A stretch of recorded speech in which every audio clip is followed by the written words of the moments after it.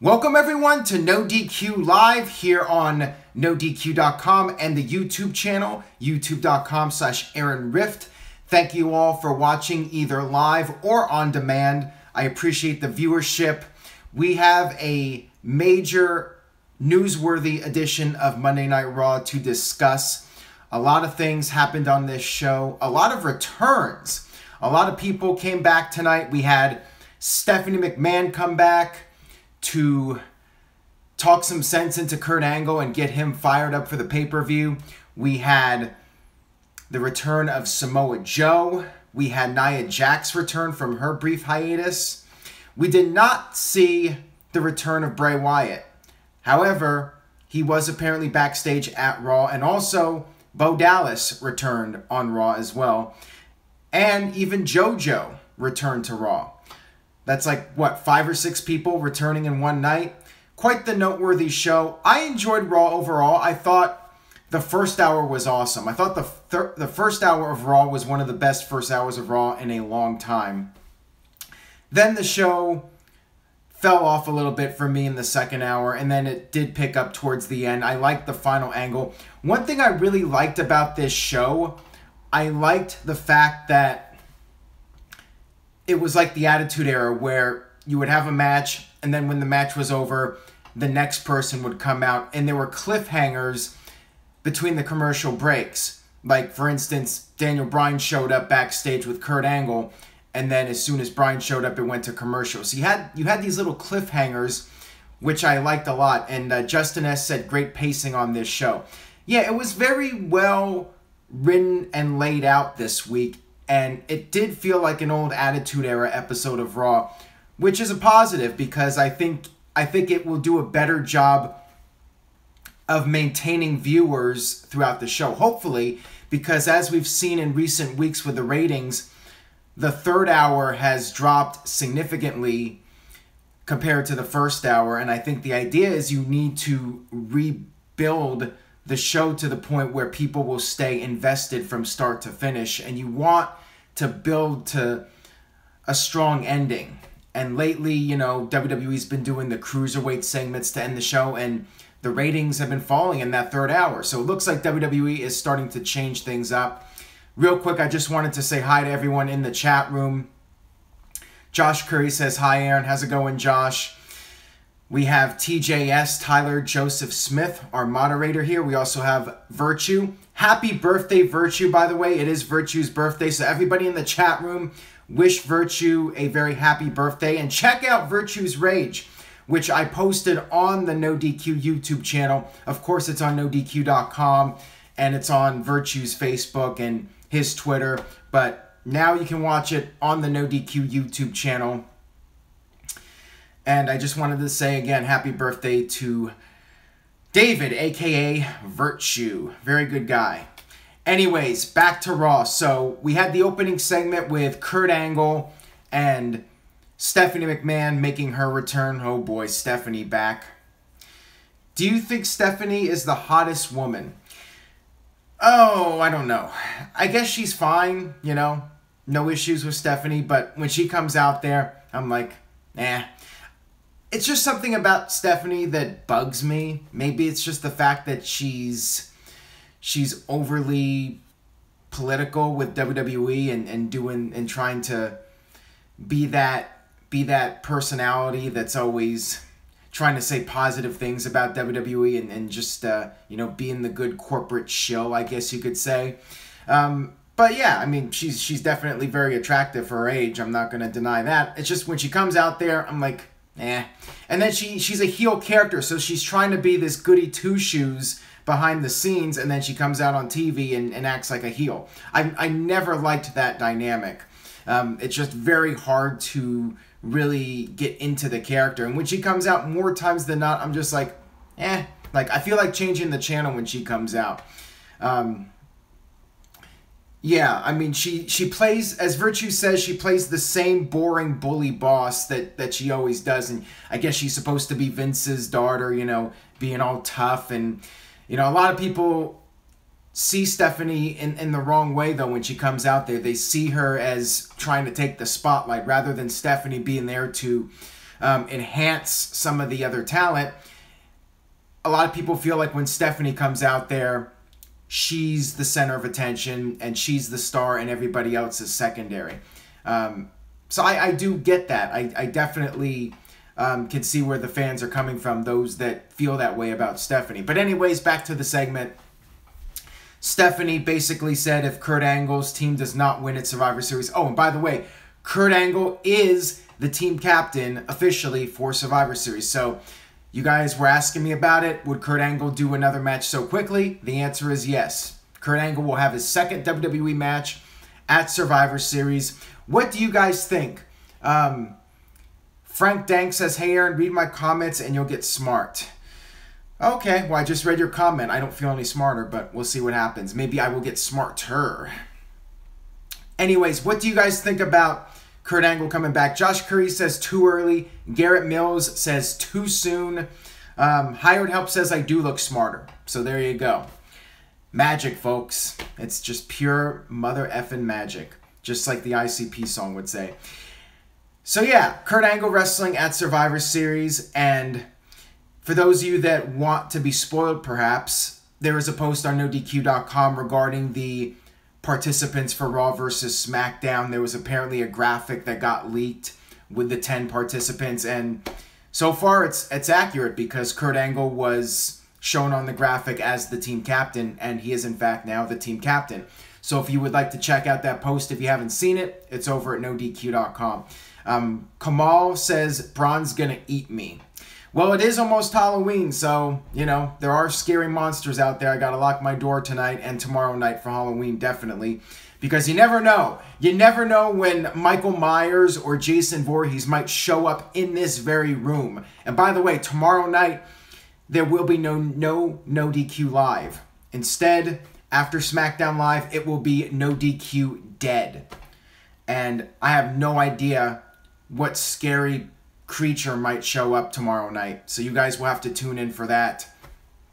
We are at 215 live viewers. So thank you guys very much for tuning in. Let's try to get 300. I said it on Twitter and Facebook. If we hit 300 tonight, one of you guys in the chat room, one of you participating, will get a free NoDQ.com t-shirt. Guaranteed, and it will not be one of the moderators, Virtue or TJS. It will be a random fan/viewer in the chat room that is contributing. And the more comments you leave, the better the chance you have of winning, because there's a bigger chance I'll pick your username the more comments you have in the chat room. So keep the comments coming, but don't spam and don't use hate speech or anything like that. Please give us some productive comments in the section. Brandon Couch says, rip Curtis Axel. Rest in peace, Curtis Axel.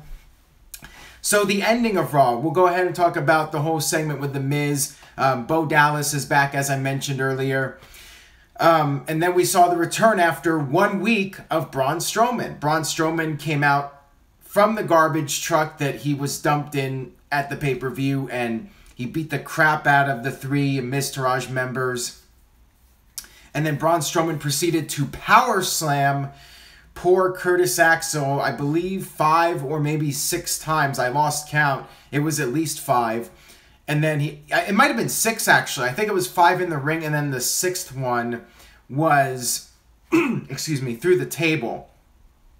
So poor Curtis Axel. And even Bo Dallas, his first week back, was taking a bunch of bumps. Yeah, Garrett Mills says it was 6 times. What did you guys think about that segment? I mean, Hired Help says it was silly, but I liked it.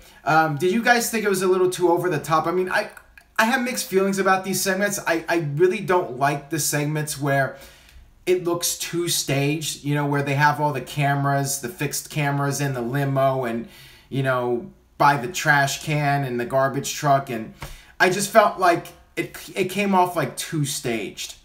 And not organic and not authentic. It felt very staged and over the top. So I definitely have mixed feelings about it. But, I mean, Braun as a babyface, the crowd ate it up. They loved seeing Braun the ass kicker destroy the Miztourage. So, yes, Braun Strowman is now a babyface. And it looks like we're going to see Braun Strowman versus Kane at some point. Joseph Josh Curie says too scripted. Where was Bray Wyatt? That's a good question because apparently he was backstage at Raw, but he did not appear on the show. Joshua Perez says, is Bryan coming back? So let's go ahead and talk about Kane now. And by the way, we're at 230. So we're getting closer and closer to 300. So keep spreading the word. Share this video on social media, on YouTube, Twitter, Facebook, Skype, Reddit, any site you go on. Please share this video link and let's try to get to 300 tonight. Because this was a big Raw. So we had Kane basically destroy 3 or 4 top WWE stars, including Daniel Bryan. So Daniel Bryan got beat up on the show even though we did not see it. WWE used the old let's turn out the lights trick. And we heard a sound effect. And then when the lights came back on, Bryan was laid out and they had to put him in the neck brace and on the gurney and all that stuff. He's not wrestling. I mean, they didn't show Bryan taking any physical punishment. So, it was a trick to try and, get him physically involved without him actually getting physically involved. So that's all it was. It was just done to further set up Raw versus SmackDown and let Raw get one over on SmackDown. I mean, I think that was the whole point in it. So Raw could do something to the SmackDown side to build up the match. But I don't see Daniel Bryan coming back. That's not going to happen. The whole thing, like Kevin Gerhardt says here, it was smoke and mirrors. It was just an angle done to get heat for Raw to get heat from SmackDown. I mean, that's all it was. And why is Virtue bringing up the ending of Halloween? We're not talking about Halloween the movie. Maybe tomorrow night we'll do some horror movie talk on top of NoDQ Dead. But for now, let's stick to the wrestling here because this is Monday Night Raw. And a few other things about Kane. So Quizzical One says Kane is washed up. So a lot of people are not happy about Kane getting this monster push. But I mean, clearly he's being built up for Braun Strowman, and say what you will. It's funny because for the longest time, people were asking me, when is Kane going to come back? Is Kane going to get one last run? And now he's getting one last run, and people are complaining. Now, of course, I get it. I understand the frustrations that Kane is being pushed over guys like Balor and Rollins and Ambrose. But, if Braun Strowman is going to get really over as a babyface, he needs a strong heel. He needs a foe, a really credible foe. So Kane is that guy right now. And it's just the right timing for Kane to get the push. Now, maybe you could have Kane destroy other guys. But, WWE wants to build up Kane right now. And this might be his last run. This could be it for Kane. Especially if he wins his election next year. This might be Kane's final run. So, you know what? If Kane's going to have a final run, the idea is he's going to get pushed. And WWE is going to go all the way with it. And give him one last hurrah as the old school monster. Jason Veal says, talk about the Raw 25th anniversary. I will talk about that in just a few moments here. We'll go ahead and recap the rest of Raw first. By the way, 240. So we're slowly getting close to that 300. I really want to get to 300 if possible so I can give away that t-shirt. I'm really wanting to give away a t-shirt. So let's try to hit 300, guys. Keep spreading the word on Twitter and Facebook and all those sites. Tell your friends. Text somebody. Call them up. Have them tune in.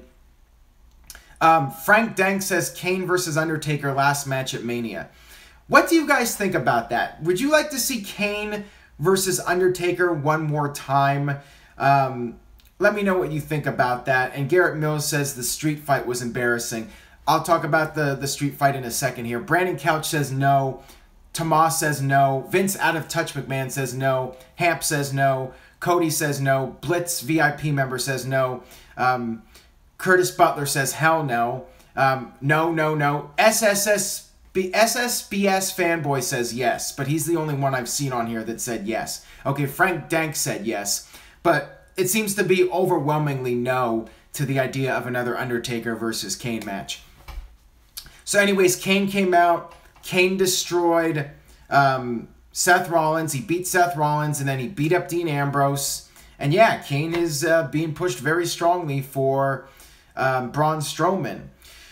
Now, Undertaker, what's going on with Undertaker? So Undertaker is being advertised for Raw 25, and it's a really interesting show. I think that if I was anywhere near New York City, I would do anything pretty much to go to that Manhattan Center portion of Raw. Raw 25 is January 22nd in Brooklyn, New York, and then they're going to be doing 2 locations simultaneously. So we're going to have Barclays Center and the Manhattan Center, which is where Raw first started, and it'll be at the Hammerstein Ballroom. So it's going to be a really big deal. I would love to go to the Hammerstein Ballroom for that. That would be an amazing atmosphere. But if WWE's smart, they will keep Roman Reigns as far away from that venue as possible. If Reigns is going to be on the show, he better be at Barclays Center. I hope WWE learned from that ECW on Sci-Fi debacle, which was the last time that Raw was in the Hammerstein Ballroom. That did not go over very well for WWE. You had Batista and Big Show getting all sorts of boring chants. So all the workhorses better be on the Hammerstein Ballroom portion if WWE wants them to react the way WWE wants them to react. So yeah, we'll see what happens. I'm guessing we'll get a couple of the legends at Hammerstein Ballroom, and they should have some of the top workhorses in the company. The Finn Balor's and those types of guys.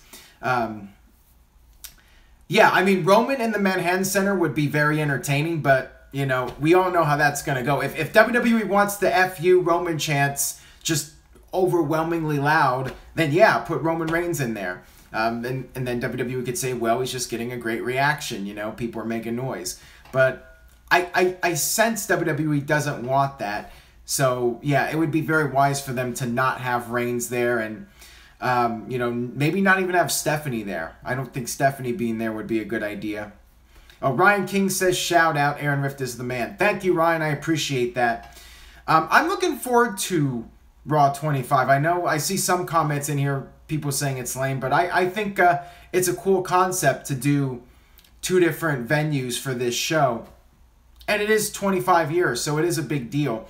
And at least it's 25 years. It's not like WrestleMania 25, when it wasn't actually 25 years or whatever. I mean, that whole thing was annoying. But at least this is actually 25 full years since the first Raw, which is, a really big deal. It's definitely a huge milestone. It's not the longest running television show of all time, though, as Stephanie said. Ricky Lawson says it should have been at MSG. Well, that's a very valid point, but of course MSG is very expensive for WWE to run in, which is why they do Barclays Center. But yeah, it would have been nice, since this is a milestone show, and because WWE is, apparently making more money than ever. They had their so-called best quarter in years. You would think that they would have the money to do it, but, WWE's attitude is a penny saved is a penny earned. So they will try to save money at all costs. And to be fair, it's a good business practice to try and not spend more money than you need to, even if it's for nostalgic purposes. I think doing the whole part of it at the Hammerstein Ballroom, to me, that makes it special. If they were just doing Barclays Center, yeah, that would be cool. But I think, I think it's a nice touch to add by having the show be not just at Barclays Center, but also the Manhattan Center. 270, guys. We're so close. 275. This is the closest we've ever been. We're almost there, guys. Spread the word. Share this video on social media. We're so close here. I promise one of you will. I will even announce the person tonight if we hit 300. 280. We are at 280 right now. I will announce a person in this chat room so you guys have record of it, and I will personally message that person on Twitter and Facebook. Send him a PM asking for his address. That guy will get a free t-shirt. So you guys keep it coming. We're at 283. We're almost there. So what else can we talk about? What else happened on Raw? So let's talk about that street fight, the trick or treat, whatever it's called, street fight. I think that it was silly, but it's a comedy match. I mean, that's what it was designed to be, a comedy match. And, you know, it's funny again because people were saying, oh, Anderson and Gallows are getting buried and WWE is ruining them. But then you have the same fans say, well, you know, Southpaw Regional Wrestling is so awesome.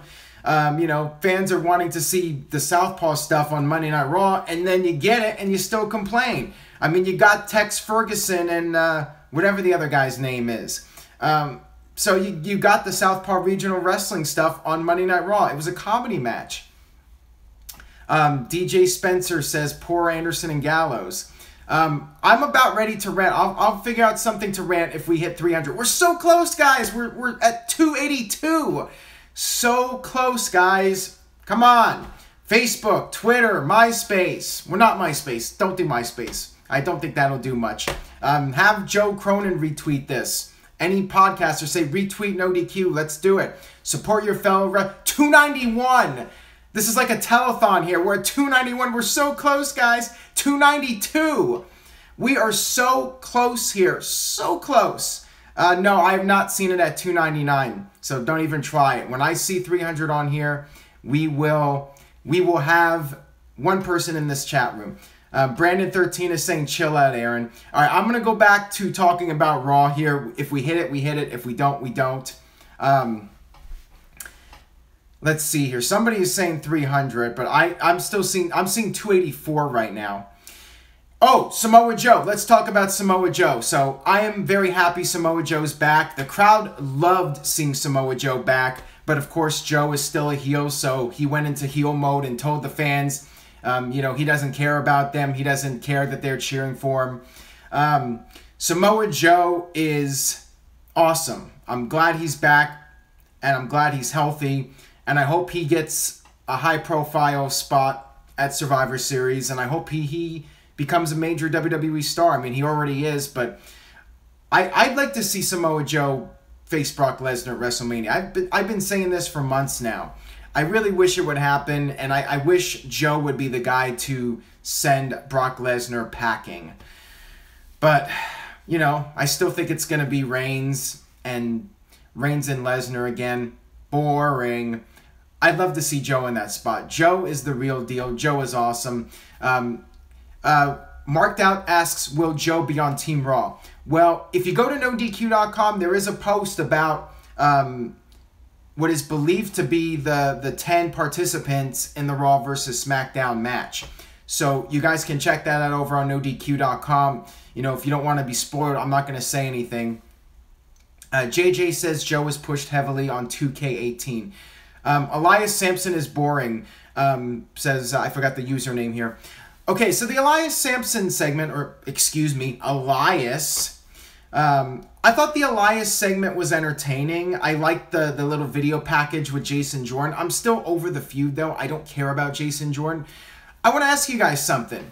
What do you guys think about the idea of Elias, or excuse me, not Elias. I've got Elias on the brain here. Jason Jordan. What do you guys think about the idea of maybe Jason Jordan turning heel on Kurt Angle at Survivor Series and costing Angle the match and costing Angle his job? What do you guys think about that? Would that make any sense because Jordan would be losing his job, or would he go back to SmackDown? Do you guys think that's an interesting idea or not? I'm curious to know what you guys think, because I think Jordan really needs a heel turn, but I don't know if Survivor Series would be the right time to shoot that angle. I'm seeing a lot of different opinions on it. Yes, yes, no. He'd lose his dad. Well, the thing about it is, when Jordan turns heel, he can say the whole thing was a ruse and that he's not really Kurt Angle's son, and it was just a way for him to, you know, work his way up in wrestling and get to the next level, and he was just taking advantage of Kurt Angle. But yeah, I definitely think Jordan needs a heel turn badly. Calvin Bowman says, no, it's a stupid idea. Marshall Leonard says, Jason Jordan, no, we did not hit 300, by the way. We're very close. We went down a little bit. We're back down to 280, so we're still very close. Please talk about Angle versus Triple H at WrestleMania. I really don't care about Triple H being in a match at WrestleMania. I'd rather see Angle versus one of the young guns. I wouldn't mind seeing Angle versus Joe. You know, they had a great feud in TNA. And yes, even though we did... The thing is, TNA doesn't count, you know? WWE doesn't acknowledge TNA's existence hardly ever. So Joe versus Angle in a WWE ring would be amazing. Here's another question for you guys. Would you rather see Kurt Angle versus Samoa Joe at WrestleMania or Kurt Angle versus AJ Styles? Because that's another great feud from TNA. I'd love to see both of those matches. Which one would you rather see? Cajun Kirk says Angle and AJ. Logan says AJ. Joshua says AJ. Chase says AJ. So you guys seem to think AJ. Well, Hamp says Joe. Chris Mace says Joe.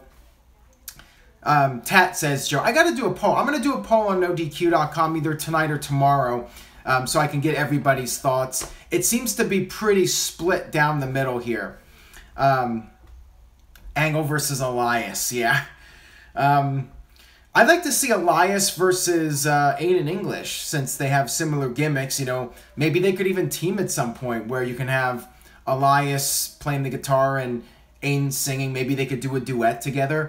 Another team I would like to see is, I'd love to see Enzo and Sami Zayn as a team. The most obnoxious tag team of all time.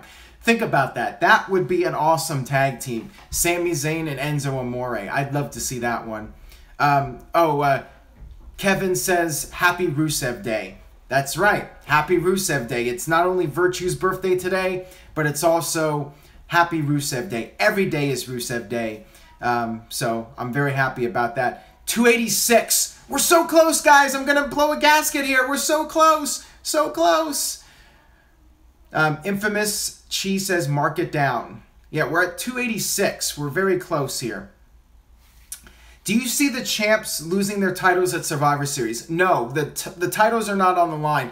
You know, even though the pay-per-view is Survivor Series, it's basically bragging rights 2.0. It's not about titles, it's about bragging rights. But like I said, I would like to see something on the line in the men's elimination match where the winning brand gets to pick somebody from the other brand to come to their brand. I'd like to see something like that. It would make the whole brand extension feel like it means something. If they're just having a match just to say, hey, we won, or there's going to be a trophy or something, to me, that's not enough. You need to have more. Okay, so here's a question somebody asked me in the chat. Was the main event bad? So the main event match was Alexa Bliss versus Mickie James. I thought it was all right. I thought it was a decent match, but it wasn't anything special. And the crowd certainly was not into it. So maybe it was just a bad crowd. Jose Lopez says it was boring. Chase said it was a weird finish. So basically, it was just Alexa punching Mickie. So I guess she's using Big Show's move now, the knockout punch. Frank Dank said that crowd sucked. So yeah, the crowd was bored with it, and they started chanting CM Punk. Samuel says it was very forgetful. Michael Wayne says it was uneventful. But the sad thing is people are going to remember the CM Punk chants. That's unfortunate. Dylan says it was just fatigue from the crowd. Anthony says crowd wasn't bad. Yeah, CM Punk, I'm looking at some of the comments here. They did not pop for much. It was in Baltimore, Braden. This week's Raw was in Baltimore, Maryland. Rick Steiner once said at the Great American Bash that Baltimore was the crappiest town in America, but he didn't say crappy. He said the other word, the word that could get me in trouble with YouTube. So you guys could put 2 and 2 together on that one. Cajun Kirk says dumpster among men. Yeah, I mean... Oh, Mike D says, when is Paige coming back? That's a great question. I mean, we only know one member of Alicia Fox's team for Survivor Series, and that's the returning Nia Jax. You would think if Paige is going to come back, now would be the time. Bring back Paige for the Survivor Series match. In fact, if it was me and I wanted to do something with Paige and give her a push, I would have both sides fight for her. I would have Paige show up. You know, next week Raw is in the UK, so you bring back Paige, and Paige announces that she's a free agent, and you have Raw and SmackDown fighting to get her on their team. and you can do that in the UK where she's guaranteed to get a huge return pop. That's how I would book it if I was in charge here. I'd have Paige return next week in the UK and have the two sides fight over her for Survivor Series. If you don't bring her back then, when do you bring her back? I mean, I don't think there's a better opportunity. LTG says, do you like Nia Jax? I think she has potential, but I think there's two problems. The first problem is her music. I don't like her song. It's way too popish for her character. She's supposed to be a monster. And, you know, it's just such a silly song, in my opinion. She needs, like, an edgier song. And the other thing is, she's already been booked very poorly. If she's going to be the Andre the Giant of the women's division, then she needs to be the Andre the Giant of the women's division. She's already tapped out. She's lost a lot of matches. And she really hasn't... Yeah, I mean, as Cooksay says, I'm not like most girls. We're all not like most girls. Edgy don't exist there anymore, says SSBS Fanboy. Virtue says, happy birthday to everyone. Yes, happy birthday to everyone whenever your birthday is, but today is Virtue's birthday, so make sure you guys wish him happy birthday if you haven't already. Nia Jax should be champion. Chase Elliott says, how was attendance? Well, best I could tell, I didn't get any pictures showing empty seats. From my understanding, attendance was pretty good. So that's definitely a positive. You know, some weeks are better than others. It appears that this week it was a fairly good turnout. You know, the crowd, the upper deck was pretty full, best I could tell. Again, I didn't get any pictures showing a lot of empty seats, so I'm assuming it was pretty good based on what I could tell. The live thing is the best thing on this channel, says Hey. Well, thank you for that. I'm glad you guys... Okay, here's another topic. Ricky Lawson says your thoughts on the tweet from what's his name? Now I forgot his name. Leo Rush. What's his name? That guy that made the tweet about Emma being released. Somebody give me his name. Leo Rush. That's it. Okay, so this is the guy that no-sold. What was it? Some kind of suplex off a ladder through a table. Some crazy bump that he no-sold, and that was the first thing he did that got a lot of people upset, the fact that he would no-sell something like that and try to act like he's the Undertaker. But then he basically made a joke about Emma being fired. And you know what? Here's my take on it. So it's one thing if a fan says it. You know, if a fan... You get that all the time. Trolling is very common. If a fan's going to make a joke about Emma losing her job, you know, that's one thing. You know, that's trolling. That's just a fan being a fan. But when your coworker does it, you know, technically they're all coworkers. So when you're basically making fun of somebody you work with getting fired, that's pretty messed up. And, you know, what goes around comes around. It might happen to him one day, and then people are going to laugh at him. So it's not the smartest thing to do. When you're a new guy and you're trying to break out of the pack, the last thing you should be doing is getting people upset, because it's not good to make enemies. I mean, even when you're in WWE and you're getting a fairly good push, you don't want to make enemies. And especially when you're just getting started, you don't want to make enemies. And, you know, the higher-ups will find any reason to get rid of somebody if they're acting up. I mean, you got to really be on your best behavior. So it's not smart. What he said was, you know, a bad idea on his part. And, you know, his apology, a lot of people took that the wrong way as well, feeling that he didn't really issue a proper apology. SS Fanboy says, your thoughts on ICP? I like that song Magnets. No, it's not Magnets. It's called Miracles. But they have the line, Effin' Magnets, how do they work? That is one of the dumbest songs of all time. But, yeah, I think ICP, they're interesting. Not sure if they're interesting in a good way, but they are interesting nonetheless. Leo Rush doesn't care. Top 5 finishers ever. Actually, we are planning to do a NoDQ panel video about finishers, so stay tuned for that. Yeah, sorry guys, we're down to 263, so I think the towel will be thrown in for this week. Maybe next time we'll hit that we'll hit that 300 mark. But thank you guys for the support nonetheless. I do appreciate it. Looking at some of the other comments on here. When is the next trivia video? Says Boogerman123. That should be coming up on Friday. I don't think we're hitting 300. We never come close to hitting 300 on the Tuesday nights unless SmackDown is like this groundbreaking show. Oh, Kayfabe Candy S says I'll make 300 dummy accounts. New goal should be to 275. Well, we already passed 275. We hit 290 tonight. So we came really close. Yeah, tomorrow night is NoDQ dead. So maybe we could hit 300. Never say never. But I would think people have other things going on. You know, it is Halloween night. You would think people are going out and not watching a guy on YouTube. With all due respect to myself, I would think you guys would have something better to do with your time than to watch me goof off on a Tuesday night after SmackDown. But for those of you that do find me entertaining, it should be an entertaining show, but it's not going to be what you normally see here every week on NoDQ Live. It will be different.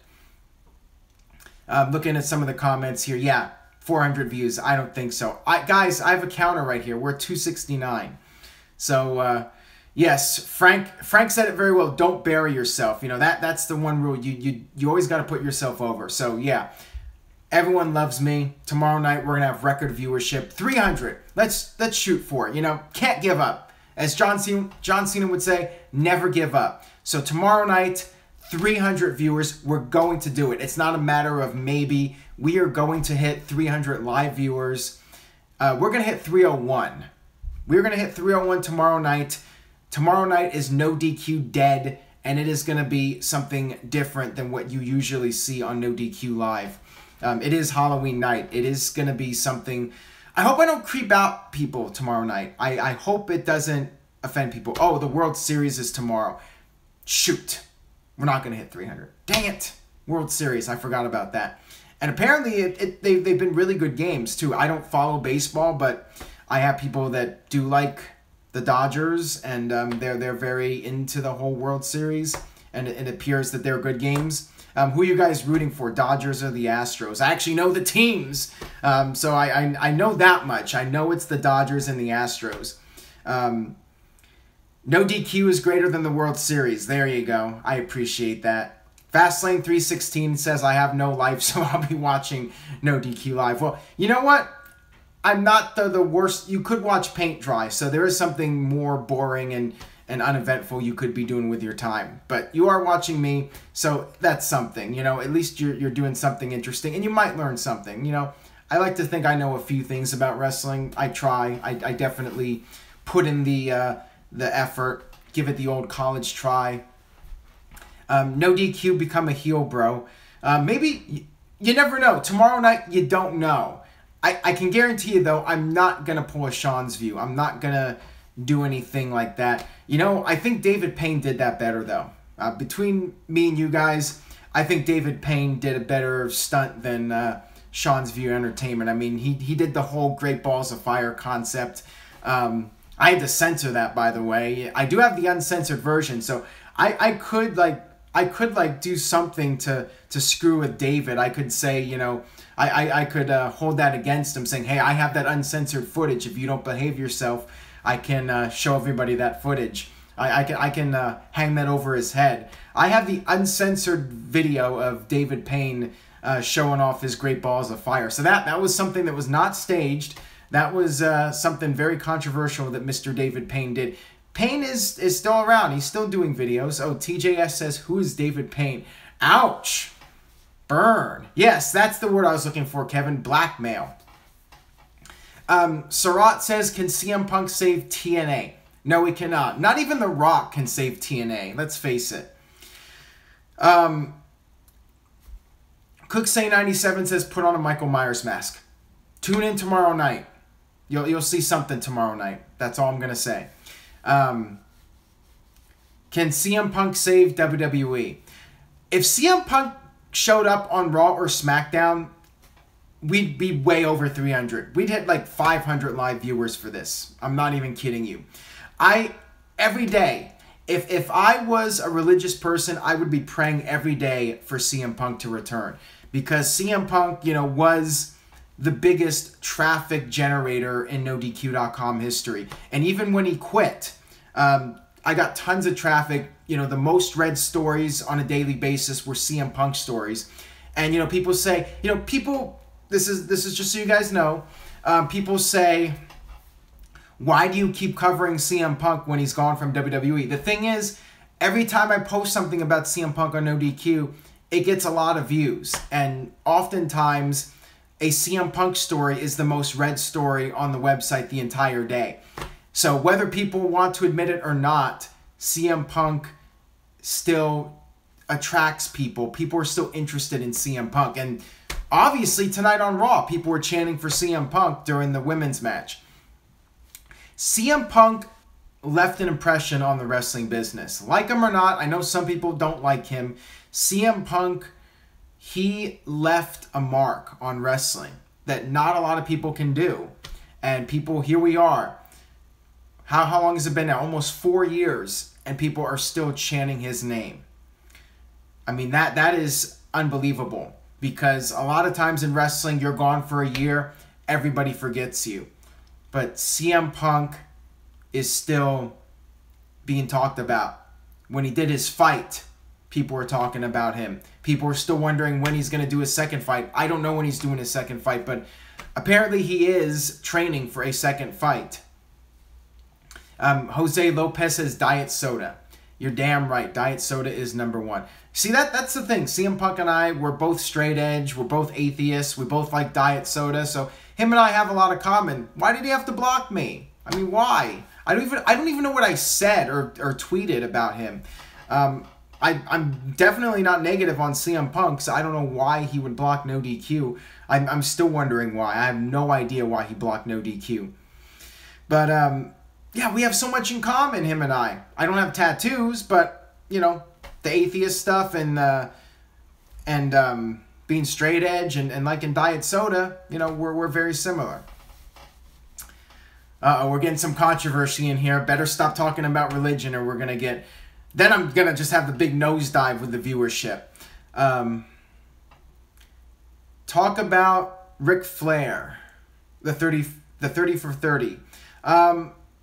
What do you want me to say about the 30 for 30? I mean, I guess there's one interesting thing that was recently reviewed in an article about Flair and his medical bills. Apparently, you know, he had to spend into the 6 figures, and without the insurance, it would have been like $1 million. And I'm guessing a lot of that is physical therapy. And Ric Flair, I'm guessing, is getting top of the line physical therapy to get back into shape, and that's how he's been able to recover so quickly. But yeah, it just goes to show, you know, don't get sick. You know, Ric Flair said it best. Don't do the things he did. Don't be like him, because you know, one day it's gonna come back and bite you. You know, the things you do today, you don't think about it, but you might live 40 or 50 years. You know. You might live to your 80, and you just don't know. And you need to take care of yourself. You don't want to be hospitalized and have to go into heavy debt just to stay alive, you know? So learn from Ric Flair. Learn a lesson from him. Yeah, everyone wants to be the limousine riding, jet flying, kiss stealing, wheeling dealing, son of a gun. But look at CM Punk. CM Punk's straight edge, and you know, he's got a great life. He's got a great wife. CM Punk, if you're going to be like somebody, be like CM Punk. But just don't quit. Don't be a quitter. Keep going. Never give up. You know, you got to take elements of all 3 of them. You know, be adventurous like Ric Flair. Live a healthy lifestyle like CM Punk. And have the attitude of John Cena. Take those 3 guys. Take the best qualities of those 3 guys. And then you got somebody you can really be focused on and moving forward and being the best person you can be. So we are now at 45 minutes, so I'm going to go ahead and wrap up this video. This is, I think, the longest Monday night NoDQ live I've done. Tomorrow night is NoDQ Dead, so stay tuned for that. Thank you guys again for tuning in live, and thank you all for watching on demand. I will be back tomorrow night, or will I? It might not be me. Just saying. Tomorrow night, NoDQ dead after SmackDown Live. SmackDown Live and then NoDQ goes dead head-to-head with 205 Live, which is already dead. So at least NoDQ dead will be a little bit livelier than 205 Live. So there you go. That'll do it for this video. I will see you guys next time. Thank you very much for watching. Later.